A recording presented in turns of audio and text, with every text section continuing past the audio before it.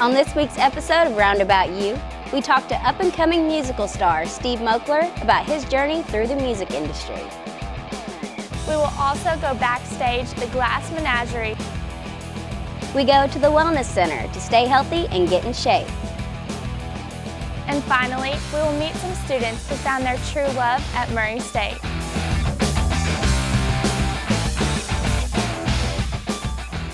I'm Brianna Sill. And I'm Shelby Sisson.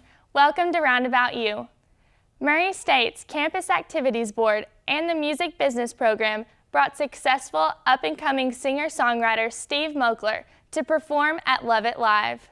I had the opportunity to sit down and discuss the music business, songwriting, and birdhouses with Steve before his show. You're the #1 independent artist within your genre. When you first started making music, did you ever expect that to happen?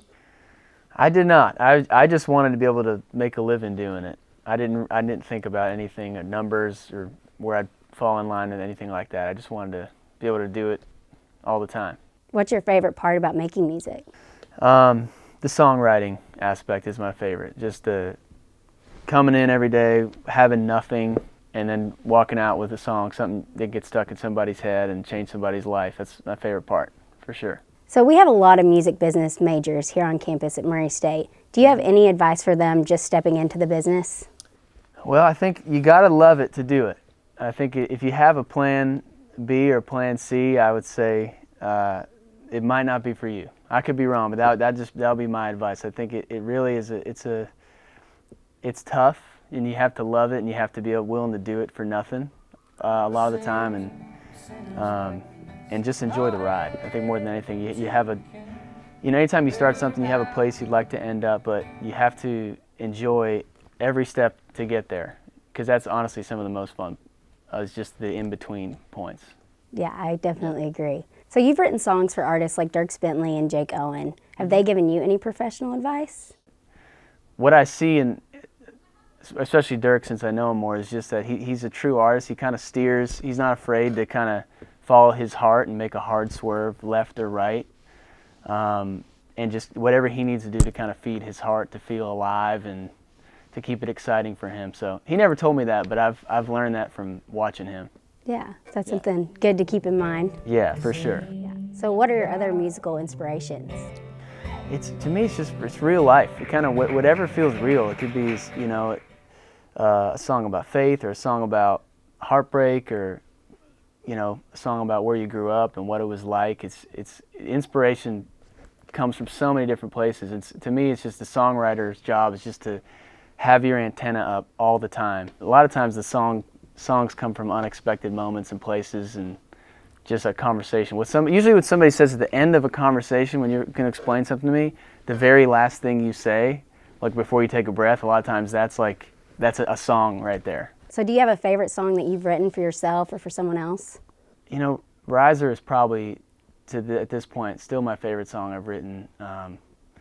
Just because I've never written another song like it, and the experience of writing it was one of my favorite writers. Travis Meadows he's one of my songwriting heroes. So just to sit with him, and we have such a different background and view on life, and the way that they kind of collided in that song, I love, and I already know it's a song I'll be proud of for a long time and want to play for a long time.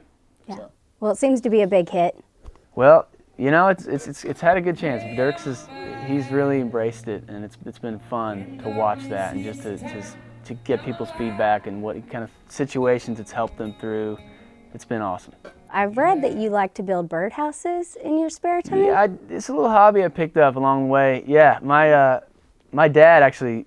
He was a carpenter, and I always thought it was so cool. He could just build so much stuff, and I didn't have that gift, that skill. So the music business can be very, a lot of times you might be working so hard on something, you don't really always get that gratification of watching something come together. And we've been able to raise a lot of money through this thing called Free the Birds, where I keep one in the back of the room at all my shows, and we invite people to give, and we give the money towards safe homes for girls that are being rescued from the sex trade. Oh, wow. It's been a very powerful thing to be a part of. Yeah, that sounds really incredible. It's been cool. My fans are awesome. They're very cool to support and Yeah, generous. Definitely. So thank you so much for joining us today. Thank you Really for having appreciate me, it. Brianna. Yeah, good luck with your show. Thank you so much.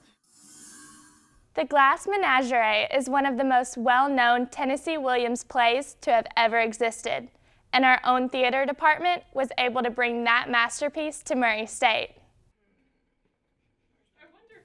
Before the show, the actors prepared to step into their roles as some of the most well-known characters in theater history. Hair and makeup was done as the audience found seats to view a classic play with an interesting concept. There were only 4 actors in the entire production, and every single one of them was outstanding. They were so excited to be a part of this. We had auditions last semester. They knew what the concept was, and so people just came out and like crazy to be in it. And everybody's enjoying being a part of the process. They came in off book, which means they came in memorized. So from the very first rehearsal, I had actors who were ready to act, as opposed to trying to get all of their resources together. The production is the first in a genre known as memory plays. Many elements were stripped away to give a feeling of watching a memory, and to also give the illusion that the characters were actually glass figures on a shelf. A great deal of technical work went into giving just the right feel to the play. This is really a lighting show for us. When we talked concept, one of the things I talked about was this show is in Tom's head. It is a memory play. So I wanted to strip away as much of reality as I could and just put the elements up there that would be important to Tom. The story itself actually centers around Tom Wingfield and his family.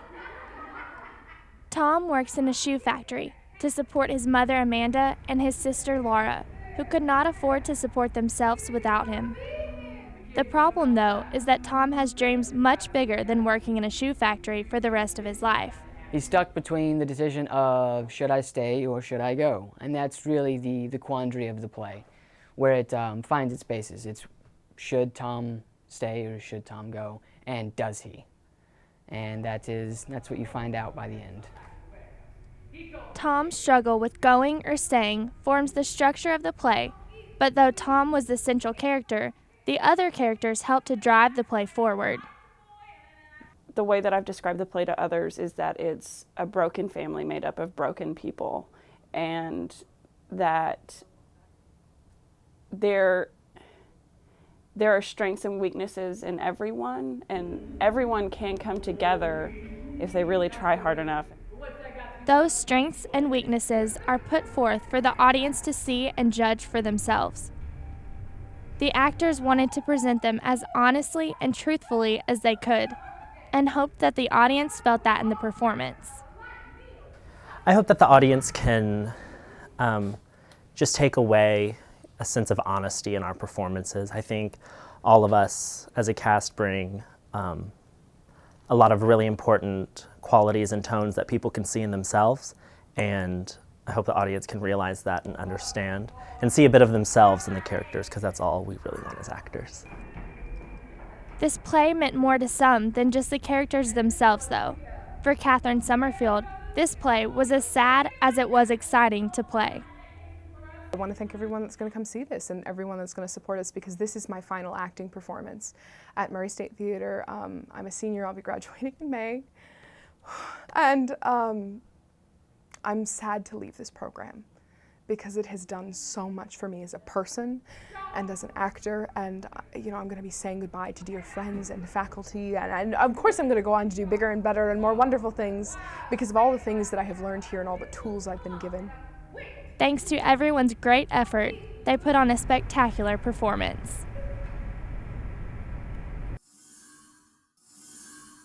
One of the more cherished traditions at Murray State is the shoe tree. No one knows when the first shoe was nailed to it, but since that day, MSU couples have been marking their love by nailing their shoes to the tree with their wedding date.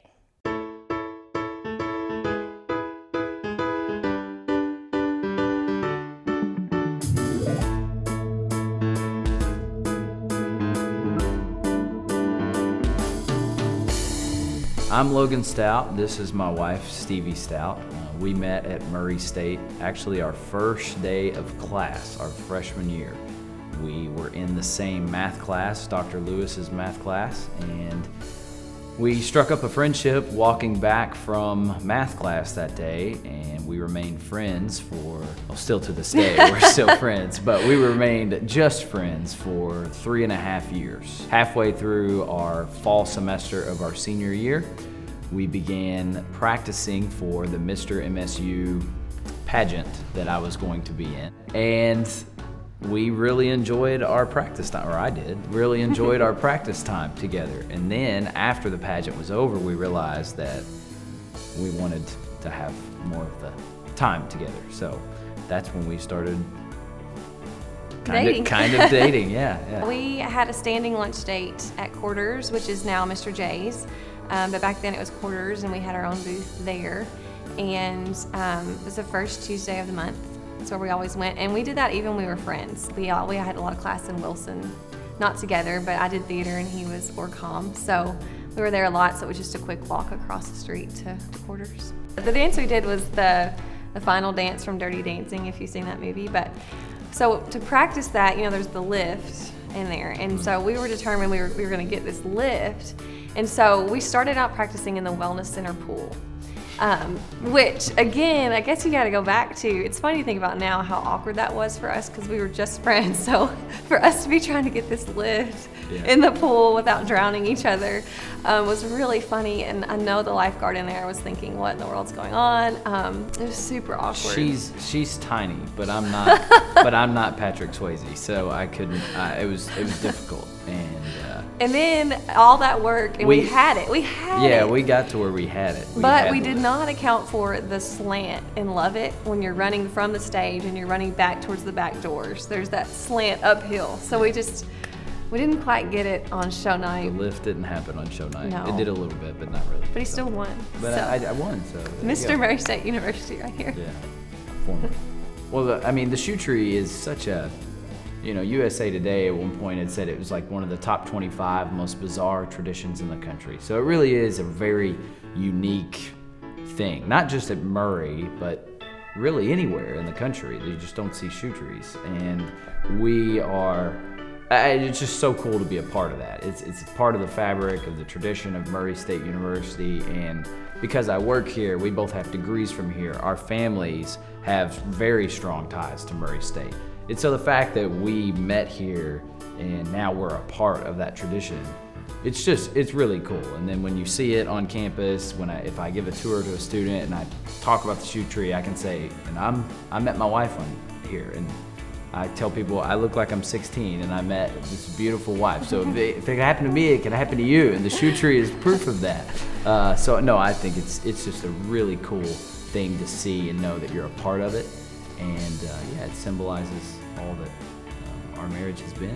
It's really cool to look at it. My parents met here. They were professors here, and my grandparents went to school here, and my great-grandfather helped bring the college to Murray, Kentucky. So it's just been in our family for a really long time. And it's really neat because when the weather's decent, I'm on campus a lot with our son. He's 2.5, and our favorite place is the quad, and to go through there, and he thinks they're stinky shoes and calls them, ew, look at those shoes, stinky. But it's really neat to be on campus with him and get to show him our shoes, and it's just a really cool thing that he's going to get to grow up around that tradition, and that's neat.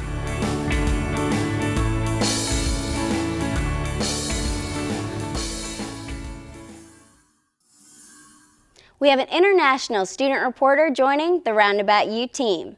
Her name is Batabile Lamini from Zimbabwe. One of the things she found interesting at Murray State University is the Wellness Center.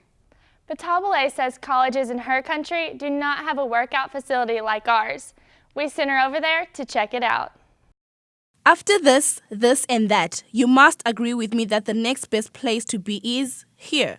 Yes, Wellness Center will help you keep fit, healthy and focused, especially now that there are 2 new body toner classes introduced. The daily open Wellness Center here at Murray State University is a standardized and fully equipped gym with a wide range of fitness services.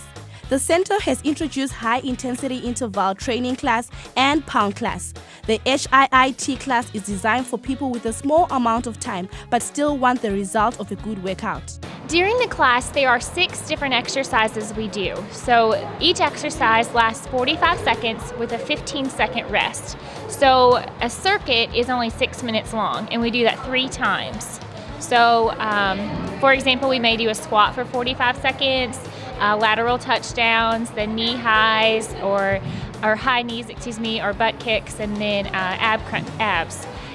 So we'll do 6 of those exercises, rest for a minute, and then repeat the cycle again. And we'll do that 3 times for the entire class. And we can take up to 26 people in this room per class.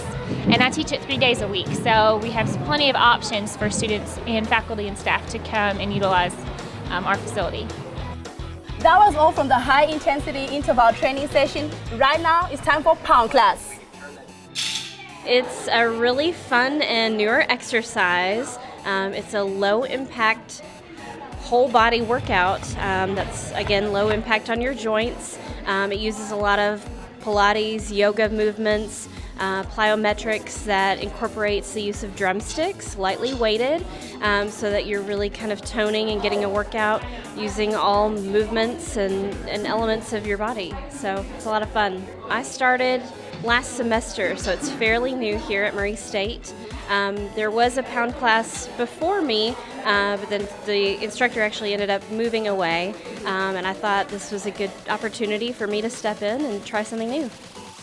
Well, you do have your drumsticks. They're called ripsticks, and you use them to make different movements with the body. You start out mostly in a squatted position, so it's really using the lower body, and we will do things where we hit the ground side to side, down in the middle, so you're really kind of engaging that lower body and working the abs.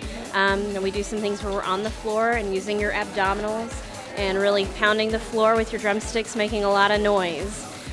So we do go over all the safety and how to use the drumsticks, how to be in all the different positions, and how we're going to be striking the ground. Everything in pound can be modified, so it is, again, for all ages, all fitness levels, and you're always guaranteed a workout. Not only does Wellness Center offer group classes for a workout, the Wellness Center can work to pair you with a personal trainer for a one-on-one work session. Newcomers to the gym may not be entirely familiar with how to work out or what is a good way to set up a program and whatnot, how often. Personal trainer will not only just outline your program, but they'll monitor your workout and make sure that every exercise is performed safely and effectively.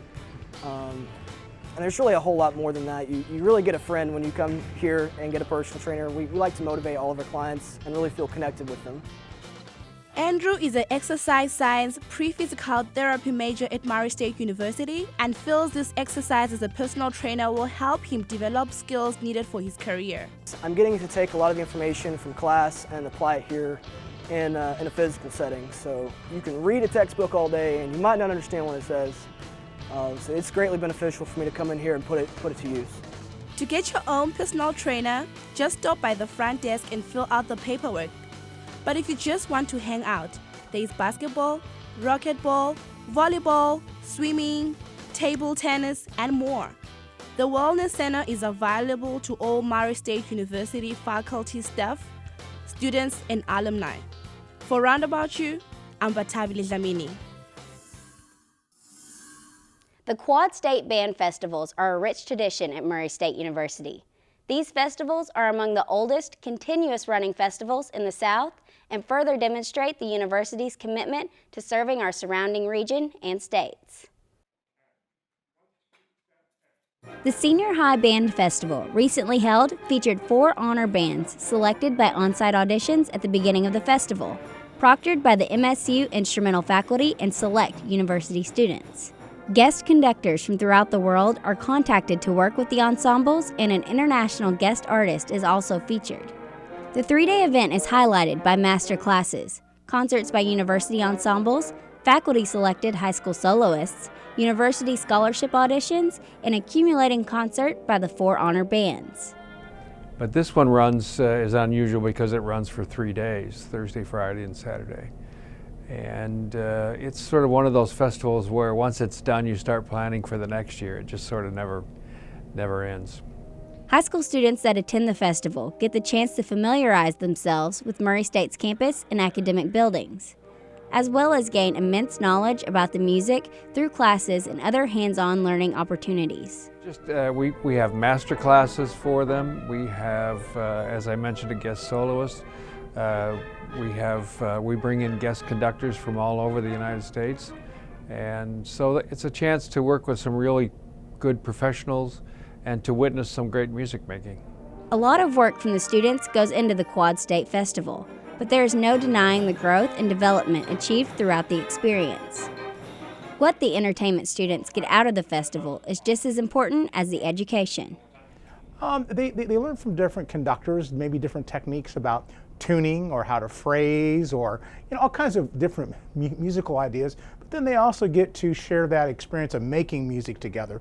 And every time you put the new ensemble, it's a different synergy. And so many times that's very exciting to put things together with new musicians, new friends, and it's a very fun process. Students aren't the only ones that benefit from the festival. Murray State's faculty and staff gain experience and learn new techniques as well. It's really good to have the high school teachers on campus. Many of them are graduates. We get a chance to hang out with them, see them interact with their students.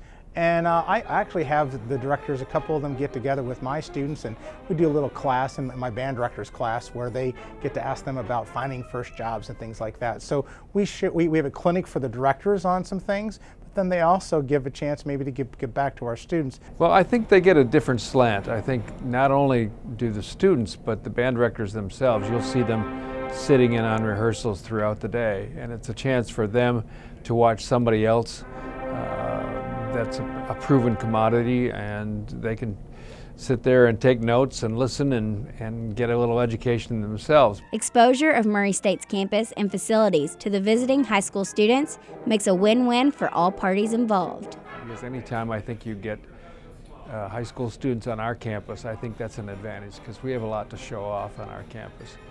And then it gets them in front of our faculty and the guest artists, and they realize that there's a lot going on here at Murray State, and we're very proud of it.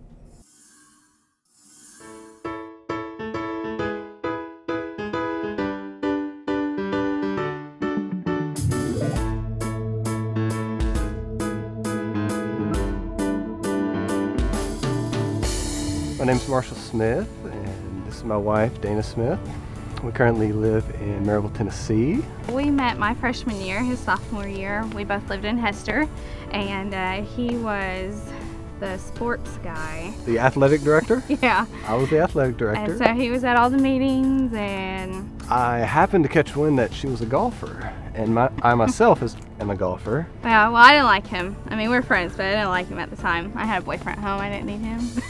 True. She always said I was a good dresser, though. We just kind of kept hanging out in the same friend groups, and then eventually, I guess we kind of started liking each other. Yeah, I eventually. He liked me first. I eventually got her to buy in. So once she did that, it was all downhill from there. We spent a lot of time in each other's department of learning. So I was engineering, and she was in car health with car health exercise science. So we would spend a lot of. I didn't know where you were going with that. I thought you were going to say dorm. We would spend a lot of time there, and I was really big in intramurals, so she followed me and he almost dragged me to his games. We ate a lot of lovely dinners at Winslow. We did. We were big fans of Winslow. Even we lived in the dorms for Steak 4 night. years, so you know. And midnight breakfast. Yeah. Then he proposed at Patty's. And it was in the gazebo, the same place I told her I loved her. It was exciting. Yeah, it was very exciting. We also took our engagement pictures on campus.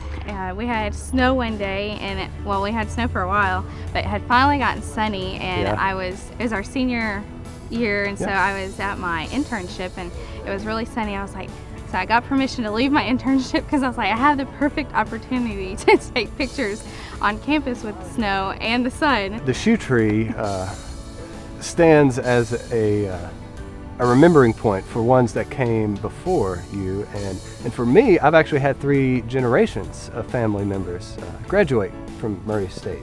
Both my grandparents met and graduated here. My mom and dad met and graduated from here, and now we met and graduated from here. So naturally, we just we had to put our shoes on the shoe tree. Hopefully it's something you can come back to in the future and see those shoes and remember, oh, you remember that when we put that up and oh man, we were so skinny back then. Oh gosh, that was great. So hopefully in the future, when we do have kids, we'll try to get them back here as much as possible. I've heard, take them, let them enjoy the campus, let them see what it was that brought you guys excitement in college, and maybe the fourth generation of Smiths could and Hurleys can make their way back to Murray.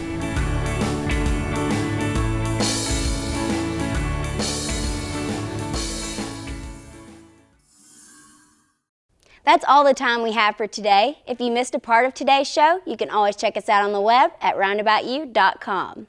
And follow us on Facebook, Instagram, and Twitter. I'm Shelby Sisson. And I'm Brianna Sill. Thanks for watching Roundabout U.